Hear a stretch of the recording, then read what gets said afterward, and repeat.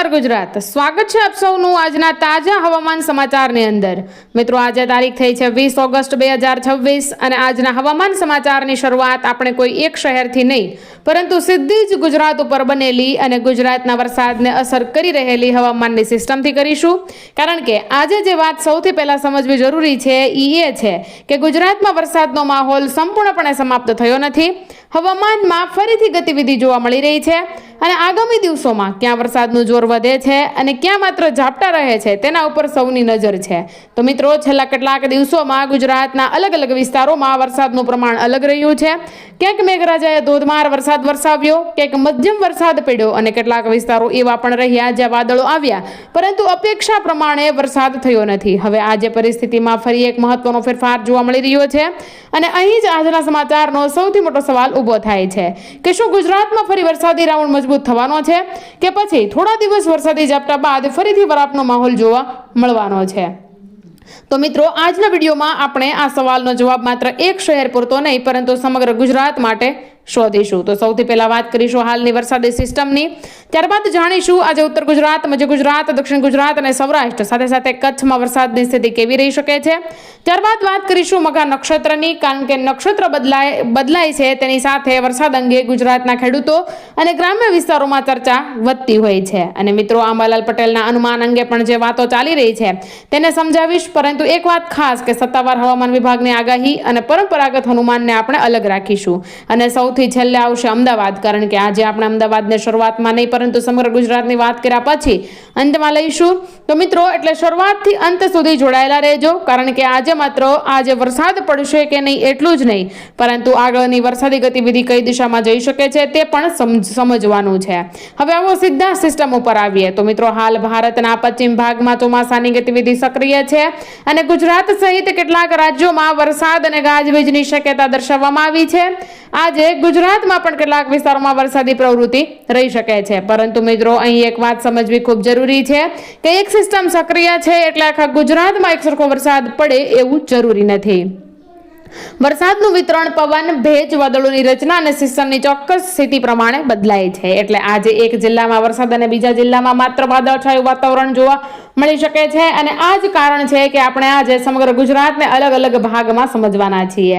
તો સૌથી પહેલા મિત્રો, દક્ષિણ ગુજરાતની વાત કરી લઈએ તો સુરત, નવસારી, વલસાડ, ડાંગ અને તાપી તરફ આજે વરસાદી વાદળોની સક્રિયતા જોવા મળી શકે છે। નવસારી અને વલસાડ તરફ સ્થાનિક રીતે વરસાદનું જોર વધી શકે છે। ડાંગના ડુંગરાળ વિસ્તારોમાં વાદળો સક્રિય થાય તો થોડા સમય માટે સારો વરસાદ થઈ શકે છે। તાપી તરફ ગાજવીજ સાથે વરસાદી ઝાપટા આવી શકે છે। સુરત અને આસપાસના વિસ્તારોમાં પણ છૂટાછવાયા વરસાદની શક્યતા રહી શકે છે, પરંતુ આખા દક્ષિણ ગુજરાતમાં સતત ભારે વરસાદ રહેશે એવું કહેવું યોગ્ય નથી। સ્થાનિક વાદળો પ્રમાણે વરસાદનું પ્રમાણ બદલાઈ શકે છે અને હવે અહીંથી વાત વધુ રસપ્રદ બને છે, કારણ કે દક્ષિણ ગુજરાત પછી હવે નજર રહેશે સૌરાષ્ટ્ર ઉપર। તો મિત્રો, રાજકોટ, જામનગર, અમરેલી, જૂનાગઢ, ગીર સોમનાથ, ભાવનગર, બોટાદ, મોરબી, સુરેન્દ્રનગર અને દેવભૂમિ દ્વારકા તરફ સ્થાનિક વરસાદી ગતિવિધિ રહી શકે છે। અમરેલી તરફ ધારી, બગસરા, લાઠી, બાબરા, રાજુલા, જાફરાબાદ આસપાસ પણ વરસાદી ઝાપટા આવી શકે છે। જૂનાગઢ અને ગીર સોમનાથમાં પણ વાદળોની અવરજવર રહેવાની છે અને રાજકોટ તરફ ગોંડલ, જેતપુર, ધોરાજી અને ઉપલેટા જેવા વિસ્તારોમાં સ્થાનિક વરસાદી ઝાપટા જોવા મળી શકે છે। જામનગર અને દેવભૂમિ દ્વારકા તરફ પણ વરસાદી માહોલ બની શકે છે, પરંતુ મિત્રો સૌરાષ્ટ્ર માટે સૌથી મહત્વની વાત એ છે કે સ્થાનિક વરસાદને સમગ્ર સૌરાષ્ટ્રના ભારે વરસાદ તરીકે ન સમજવો।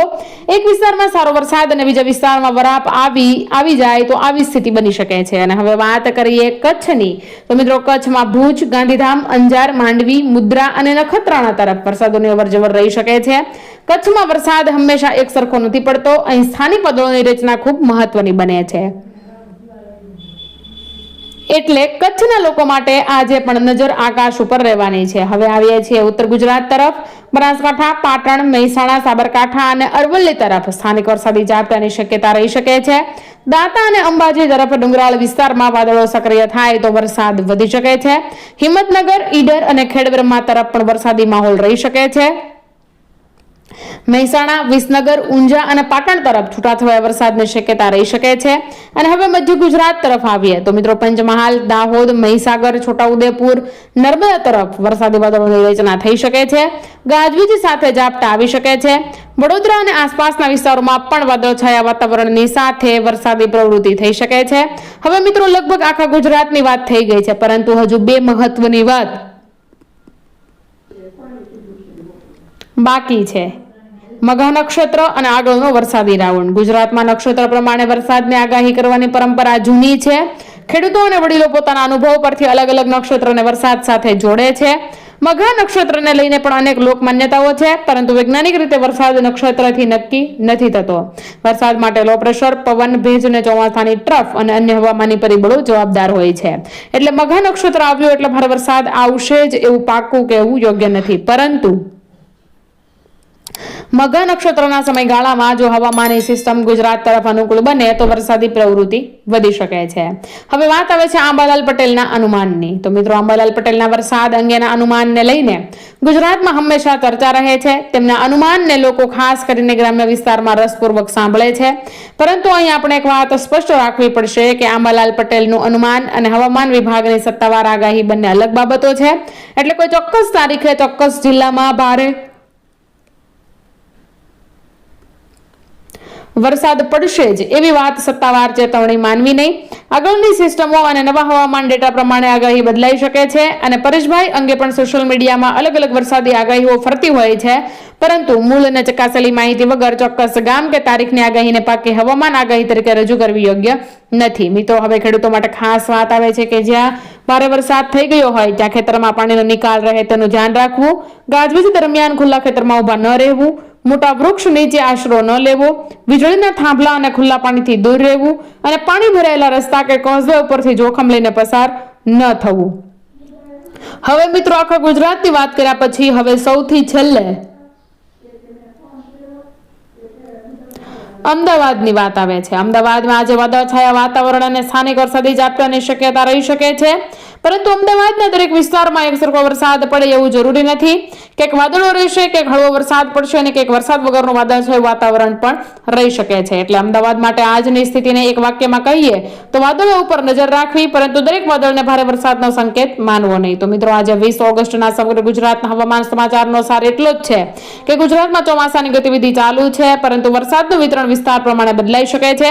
આગામી દિવસોમાં સિસ્ટમની દિશા, ભેજ અને ચોમાસાની સ્થિતિ પ્રમાણે વરસાદનો જોર વધઘટ થઈ શકે છે. તમારા ગામમાં જે વરસાદ પડ્યો હોય તો કમેન્ટમાં તમારું ગામ, તાલુકો અને જિલ્લો જરૂરથી લખી દેજો, જેનાથી ખબર પડે કે તમારા ગામમાં વરસાદ છે કે નહીં. મિત્રો આજે વાત એટલી નથી કે ક્યાં વરસાદ પડશે ને ક્યાં નહીં પડે. આજે આપણે એ પણ સમજવાના છીએ કે હાલ જે વરસાદી ગતિવિધિ છે તે કઈ દિશામાં આગળ વધી રહી છે.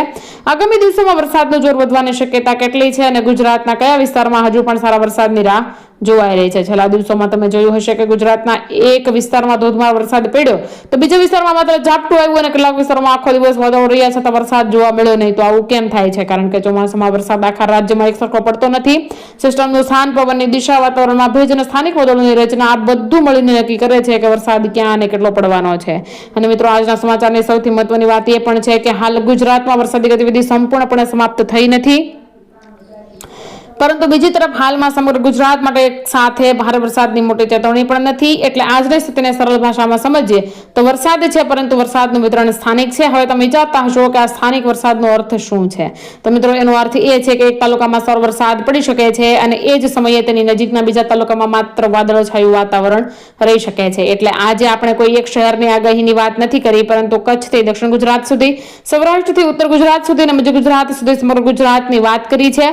અને મિત્રો આજે ખાસ કરીને ખેડૂતો માટે પણ કેટલીક મહત્વની વાતો પણ આપણે કરી દીધી છે, કારણ કે જ્યાં વરસાદ વધારે થયો છે ત્યાં હવે પાણીના નિકાલનો પ્રશ્ન છે, જ્યારે જ્યાં વરસાદ ઓછો થયો છે ત્યાં ખેડૂતોની નજર હજુ પણ આકાશ તરફ મંડરાઈ રહી છે. અને આ બધાની વચ્ચે હવે એક બીજી ચર્ચા પણ ચાલી રહી છે, જેની આપણે વાત કરી કે મઘા નક્ષત્રની. મિત્રો તમને વાત કરી દીધી તો મઘા નક્ષત્ર જે છે જો એ વરસી જાય તો છોતરા કાઢી નાખે, પરંતુ જો ન વરસે તો પછી વાત ગઈ. કારણ કે મિત્રો તમારા વિસ્તારમાં કેટલો વરસાદ પડ્યો, રસ્તા પર પાણી ભરાયું કે નહીં અને ખેતરમાં પાણીની કેવી સ્થિતિ છે એ પણ લખજો. સાથે સાથે તમારું ગામ, તમારું નામ, તમારો તાલુકો અને તમારો જિલ્લો ખાસ લખી દેજો, કારણ કે ગુજરાતનું સાચું હવામાન માત્ર અમદાવાદ કે રાજકોટથી નક્કી થતું નથી. ગુજરાતનું હવામાન ગુજરાતના દરેક ગામના આકાશમાં બને છે. ફરી મળીશું નવી સિસ્ટમ, નવી આગાહી, નવા વરસાદી અપડેટ અને સમગ્ર ગુજરાતના તાજા હવામાન સમાચાર સાથે.